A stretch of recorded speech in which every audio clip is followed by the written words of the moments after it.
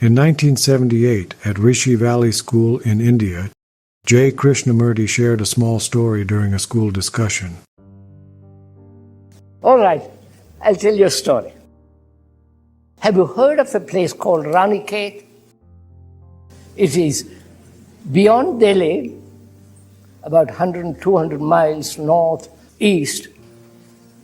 I was staying there with a friend.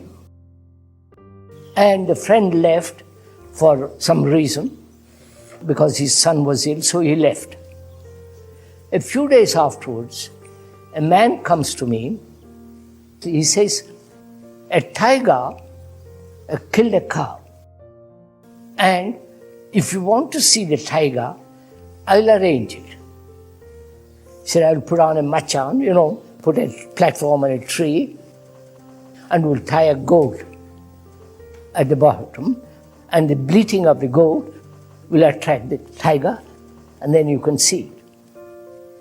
And I said, I don't want to see the tiger under those circumstances, right? Because killing a goat for my curiosity is absurd, right? Cruel. So I said, sorry, I don't want to see it. That afternoon, I said, let me go into the forest. Perhaps I might see it. So that afternoon, towards the evening, I said, I must go and see the tiger. I start out. I was high up and came down the hill and went into the forest. I walked about half an hour. It was getting a little dark. And suddenly, everything around me became quiet. Birds stopped singing. The absolute silence.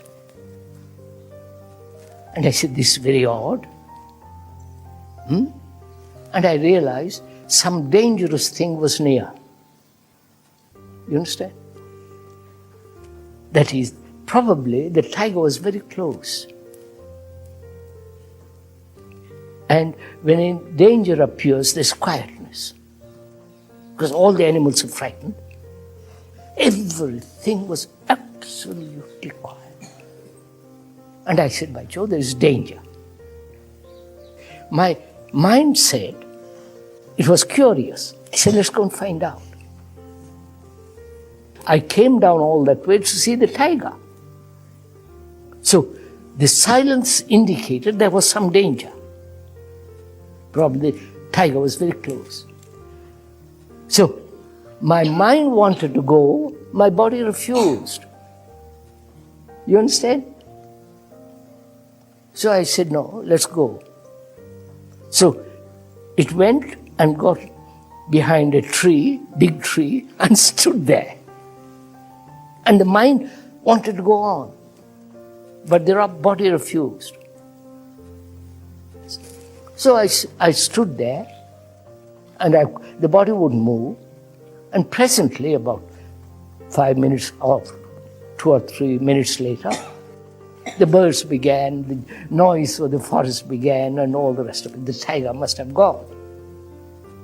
So I said, I'm so sorry, I didn't see the tiger.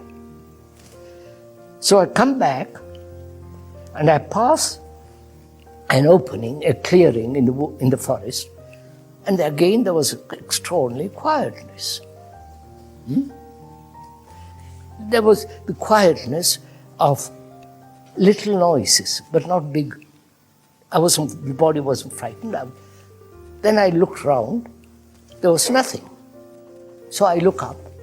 On the trees there were about 50 langurs, the big monkeys. They were all sitting around on the tree with their little babies looking at me. So I looked at them and they looked at me.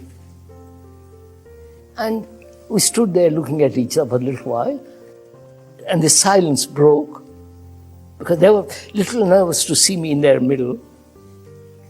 So I went back and I never saw the tiger, which I really wanted to see.